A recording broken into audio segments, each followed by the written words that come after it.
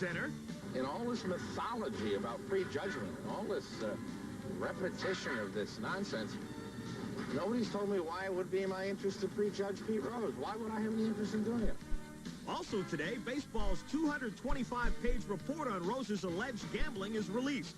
Battles at the top in the National League as the first-place Mets meet the Expos a half game back in the East. And the West-leading Giants travel to face the second-place Astros. The grass is always greener on day one of Wimbledon, and college basketball's best wait for the Greenbacks as the NBA holds its annual draft. All this and more ahead on SportsCenter.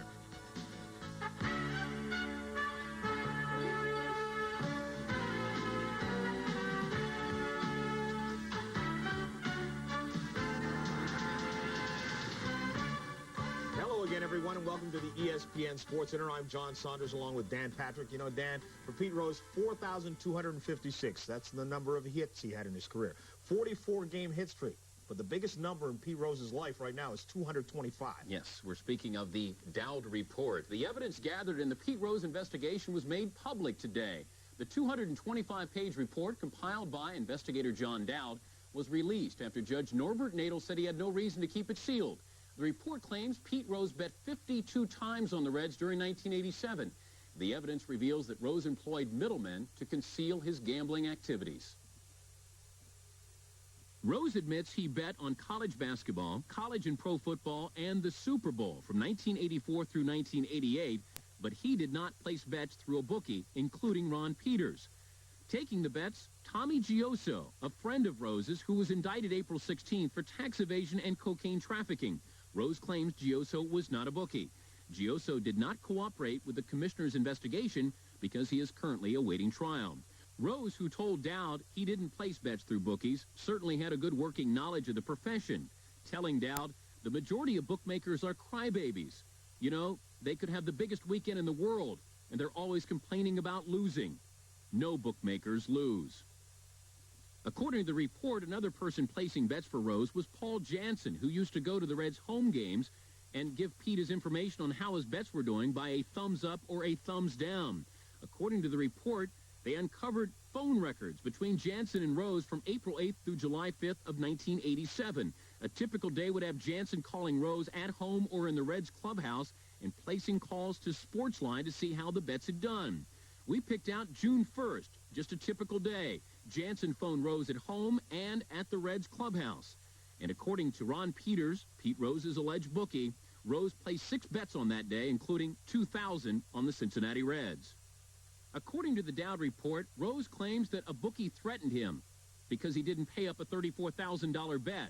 Rose claims the bookie was going to burn down his house and break the legs of his kids.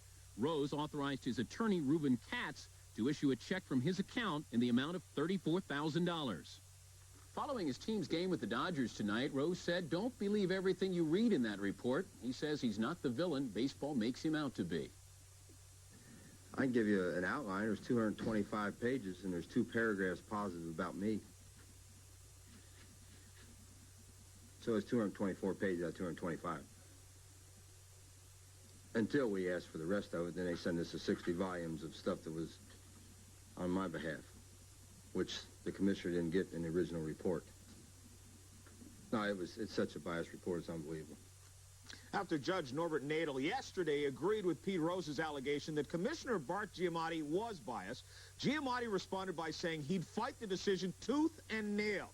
Today, baseball came out with its counterattack, but while the commissioner's office was ready for a fight, Rose was at the place that's been his office for much of his life, Riverfront Stadium. Chris Myers was there as well. Instead of appearing at a hearing in New York with the commissioner, Pete Rose was managing his Reds in Cincinnati Monday night, and he'll have a lot more managing of his affairs as the court hassles continue.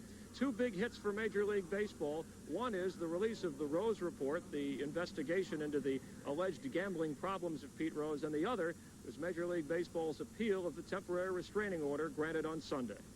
Monday in Cincinnati, Pete Rose was still the talk of the town. Pete Rose is a very, very strong witness. He will not be intimidated by the surroundings of the courtroom. He knows what he did better than anyone else. Rose's temporary restraining order may be very temporary. The attorneys for Major League Baseball threw Rose's delay a curve Monday morning, filing for an appeal. Sunday's decision by Judge Nadel will now be taken to the Ohio Court of Appeals. And baseball will argue that a mistake was made in stopping the commissioner's hearing. A hearing, which could be conducted as soon as possible, depending on when the court's available. No hearing at all, and the court would take the motion and the response under advisement and make a ruling. I'm always optimistic that one way or another, sooner or later, we'll get the right result. Robert Stackler, the attorney for Pete Rose, and Louis Hoynes, representing baseball, were both called together Monday afternoon.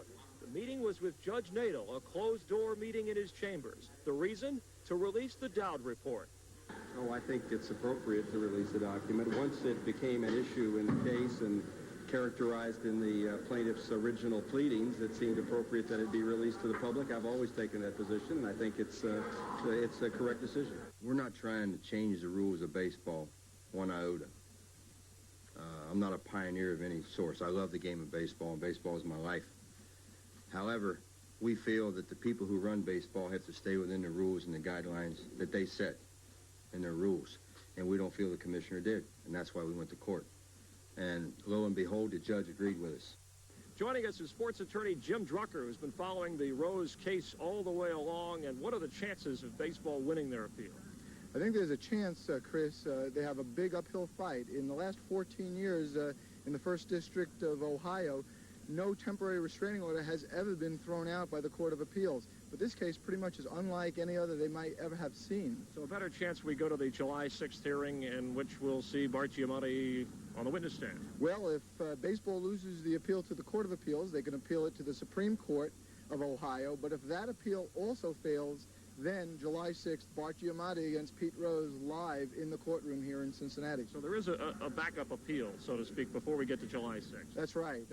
Court of Appeals, and if that fails, baseball can go to the Columbus, Ohio Supreme Court and ask that the temporary restraining order be thrown out so baseball can proceed with its hearing in New York. Pushing ahead to July 6th, if baseball loses there, what are their options?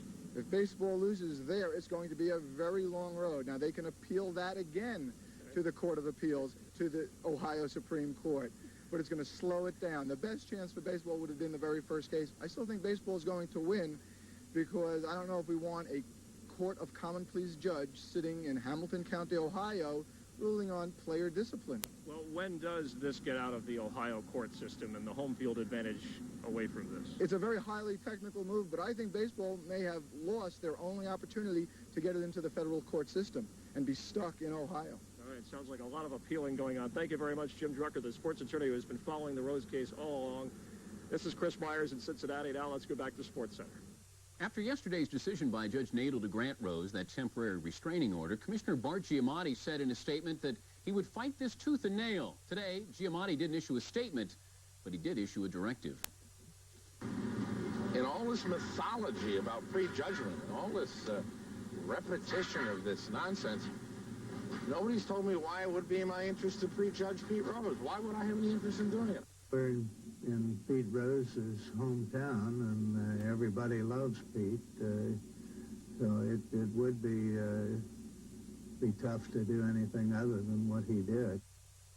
The Pete Rose controversy has done a good job of overshadowing what has become a great race in the National League East. Just 3 games separating the top 4 teams and just a half game between the Mets, the Cubs, and the Expos. At Olympic landed on the moon.